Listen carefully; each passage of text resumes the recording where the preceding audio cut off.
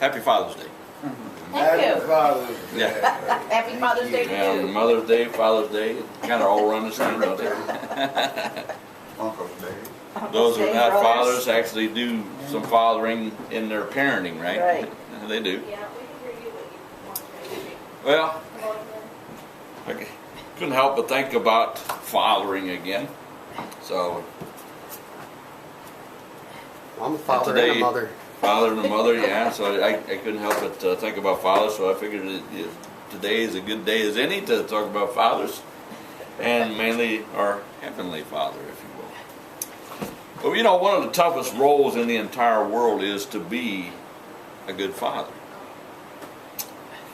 The greatest education that is given to our children is not what comes from the school system, but what comes from and through the home by the way of our examples.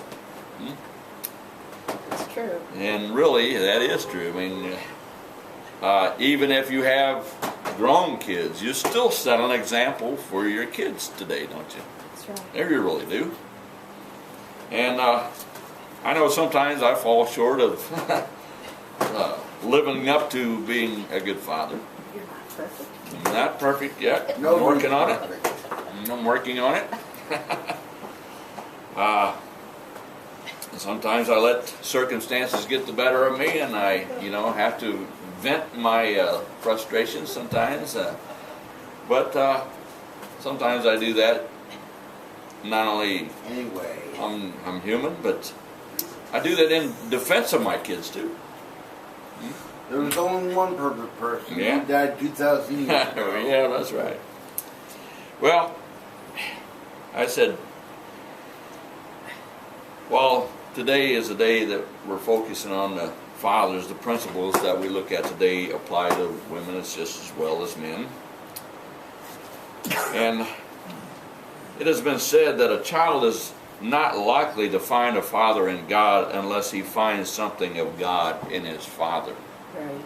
I think that's a pretty good statement, too. A child is not likely to find a father in God unless he finds something of God in his father.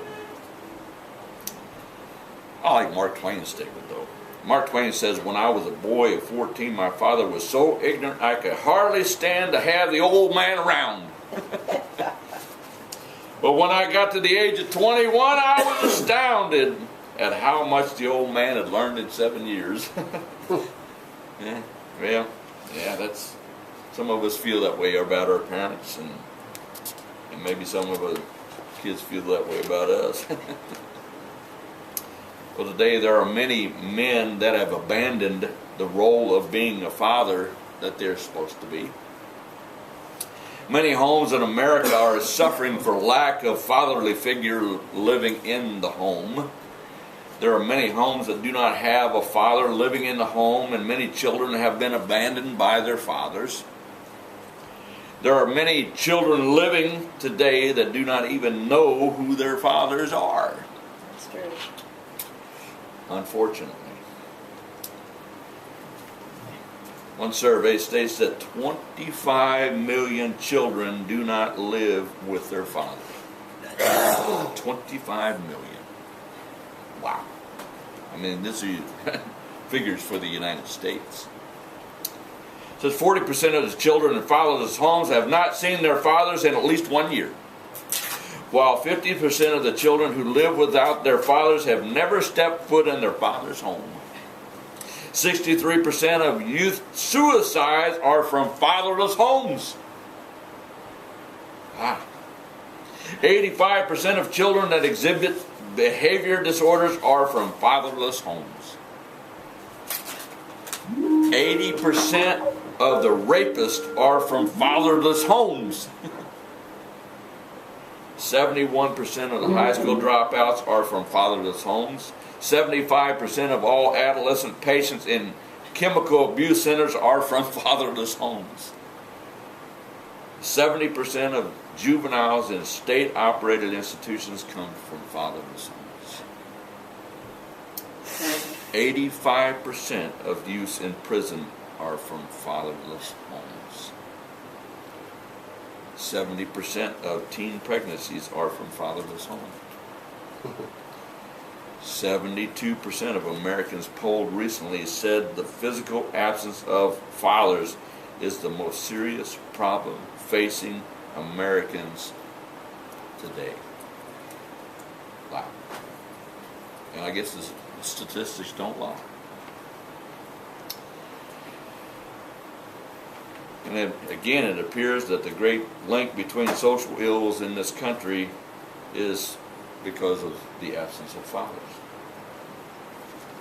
James Dobson says, the average dad in America talks to his children about 30 seconds a day. Wow! The average child spends between 40 and 50 hours a week in front of the TV set.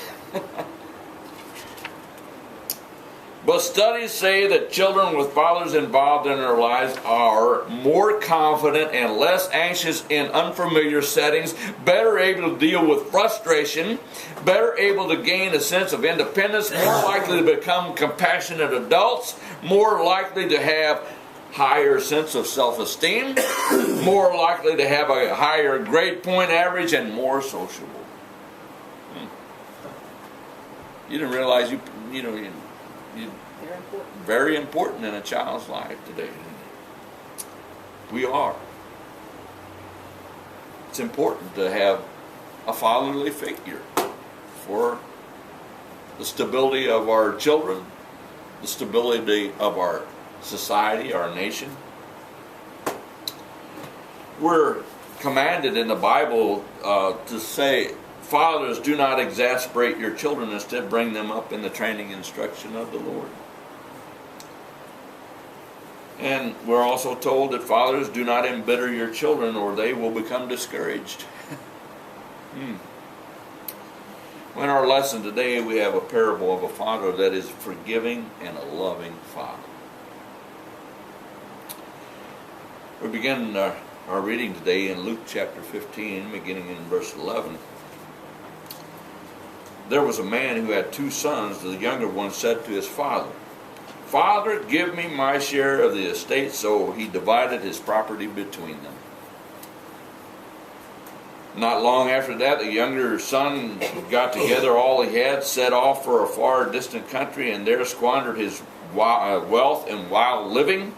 After he had spent everything, there was a severe famine in that whole land or whole country, and he began to be in need. So he went and hired himself out to a citizen of that country, who sent him to the fields to feed pigs. He longed to fill his stomach with the pods that pigs were eating, but no one gave him anything.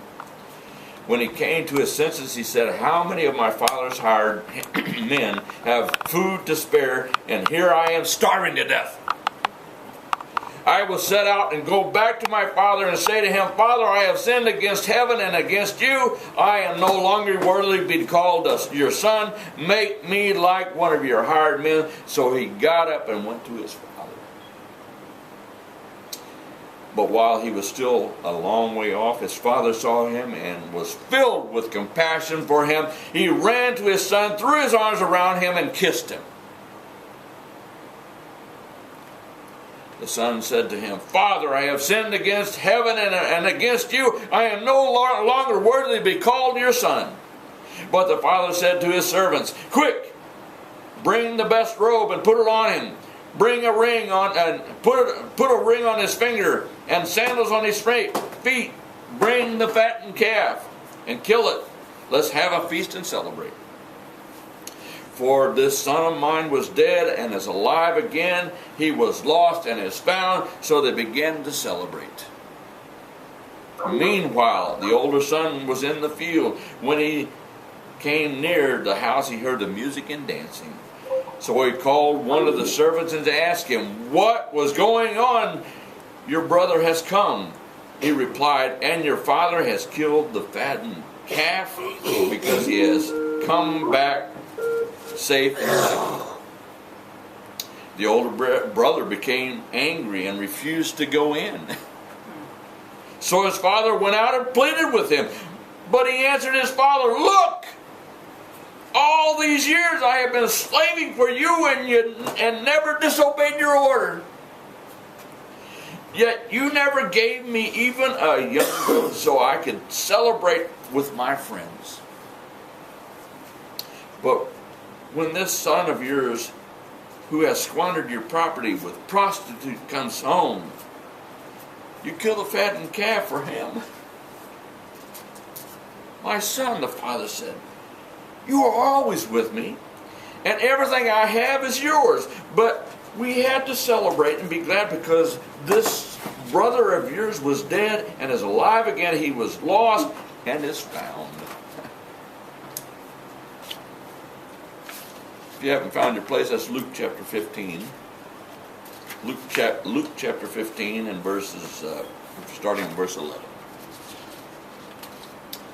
Well, in this parable, each member of the story contributes to its meaning. The Father pictures God, the Father in heaven. The prodigal son pictures the sinner who repents, and the older son pictures the attitude of the Pharisees in not desiring the sinner to return to God or to come back to God. Well, the parable begins by the younger son asking for his portion of the father's estate. Now, the first thing we learn from this parable is that the Father allows us to make our own choices. He allows us to go our own way, if you will. He allows us to do our own thing. The younger son, or the younger one, said to the father, Father, give me my share of the estate. Now, the request of this younger son was a share of the inheritance, and according to Deuteronomy chapter 21, he was entitled to 1/3 of his father's estate. It was not unusual for a father to distribute his estate before he died if he wanted to retire from actual management of his affairs. But the request by the younger son was a heartless and callous request to ask from his father. What the son was saying was, give me now the part of the estate that I will get when you're dead. Let me have it now. I don't want to wait till you die.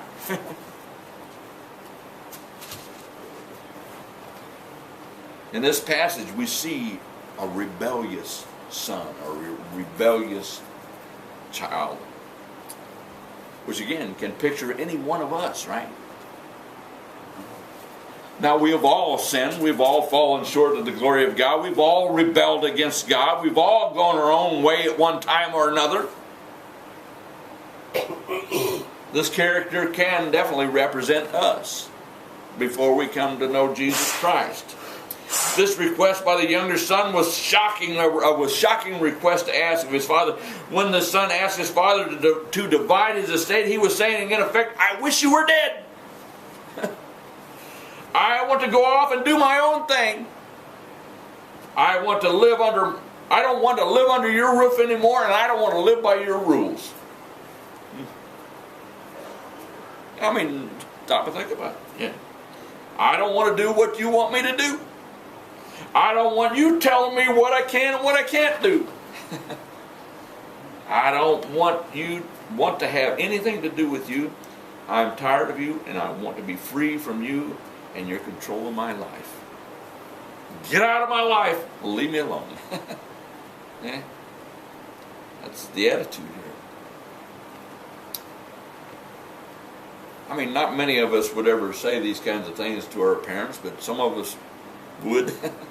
Right? In a sense, this is the attitude of many people who have what they have toward God today. They don't want God in their lives. They don't want to have anything to do with Him. They don't, want to follow His rules for their lives, although God has their best interest at hand. They want to just go do their own thing. They don't want God to tell them how to live. They don't want anything to do with God. Maybe until a crisis comes along, right?